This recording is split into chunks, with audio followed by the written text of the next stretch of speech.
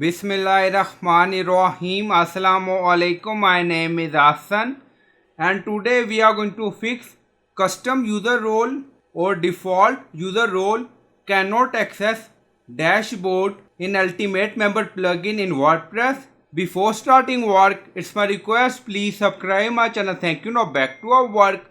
So we are using Ultimate Member plugin. On left side you see Ultimate Member and then you see user role, so click on it. So we have multiple role, default user role, custom user role. Now you see contributor, so click on edit.